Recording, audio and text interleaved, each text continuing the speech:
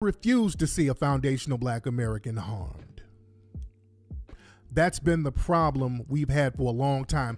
I'm not one of these folks that's going to sit up and watch the black person get strung up in a tree saying, oh my God, no. No, no, no. You will not harm foundational black Americans on my watch. I ride for my folks because that's what our ancestors would have wanted. See, this is the blood that we come from. And I'm a great student of history. The Harriet Tubmans and the people like that, they didn't let the people get ran over by the white supremacists. They fought until their old age. When I study our Seminole black brothers who were down there in Florida, and that's the new movie that I'm doing, guys. I can't wait to do that movie. I'm inspired by the way they rode for each other. There was one situation where the legendary foundational black American Seminole leader named John Horse, they struck a deal with General Jessup, who was a general for the U.S. Army. The U.S. Army could not beat the black Seminoles. The black Seminoles were small in number, but they were so gangster with it, and they refused to go back into slavery. They said, we'll fight to the damn death. And they continued to beat the United States Army. The United States Army tried all types of dirty tricks. None of the dirty tricks worked. So the United States Army had to make a deal to set them free. They had to make a promise that if the black folks surrendered, they would not put them back in slavery.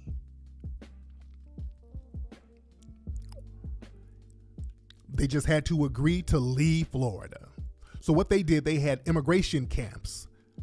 After they signed the deal, they told all the black Seminoles to come to the immigration camp, and at a certain date, they're going to be shipped over to Oklahoma. And our brother John Horse said, okay, we'll do this, but I'm letting you know, don't try no funny shit. I'm letting you know, don't try no funny shit. Don't try to sell nobody back into no damn slavery. So they were there at the camp for a few weeks, and they kept noticing little white men, these slave owners, popping up, having these little sideline conversations with the army generals. And the brothers was like, hey man, what y'all talking about over there? And our brother John Horse said, hey, this don't look right. So he got up out the immigration camp. He bounced and he escaped from the immigration camp. But the thing about John Horse, a few weeks later, he came back with 200 more warriors, and they besieged the immigration camp. They took the damn U.S. Army hostage. You're not going to learn this history from nobody else. Our black brothers took the army. All right, peace, family. I don't know if I played this clip before or after what I'm saying. It's not really that important to me, but what is important to me is the information. I don't think that information belongs to anybody individually, but we do get a lot of information from each other. But if your whole genre has spent to somebody else's information and you giving our wrong information, I think we have a problem. But this is what I mean. You can't act like you know the information, but you don't know it. So let's get into Jessup's emancipation. So Jessup, however, was even more pleased with the presence of these Negroes, whatever their appearance, than he was with the larger number of Indians, according to him. Convinced that the Negroes would be a source of difficulty so long as they remained in Florida, that the Indians would not surrender so long as the Negroes held out, and that the Negroes would not give in until assured of their freedom. So the Seminole War, as I go through on my channel, as I've been establishing for years now, was a war against slavery. And the predominant fighters of the Seminole War, whether it was the people interpreting, the people planning the battles, and the people who was being freed through these different skirmishes, they were black folks. So he appealed through the Seminole Negro emissary to the Negro chief August and John Horse, and to another named July, to whom and to their people.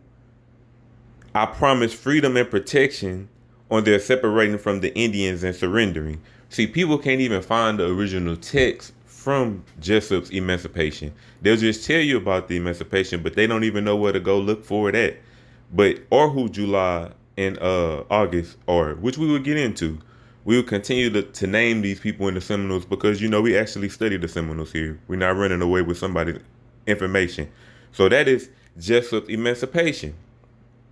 And when we go into like a condensed version of it, it says Major General Jessup, in behalf of the United States, agrees that the Seminoles and their allies who come and immigrate west shall be secured in their property. Secured in their lives and property. That the Negroes, their bona fide property, shall accompany them west, and their cattle and ponies shall be paid for by the United States. Now, do you think the Seminoles would agree? The black Seminoles, who are actually the Seminoles, do you think that these people would agree that they're bona fide property? Like, do you honestly think that any black Seminole sat at the table and said, "Oh yeah, I am the property of a Native American"? Like, this stuff didn't take place. The Jessup Emancipation, which the Seminoles did get through waging war, the Jessup Emancipation happened in 1837.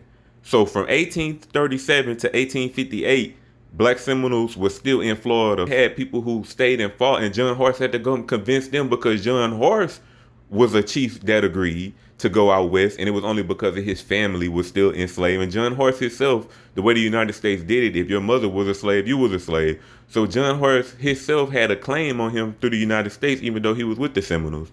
So he went west, but the actual Seminoles, the black Seminoles in Florida, they continued to war until about 1858. This is facts.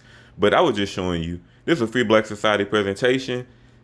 If you're going to use somebody's information, at least don't deviate from the information.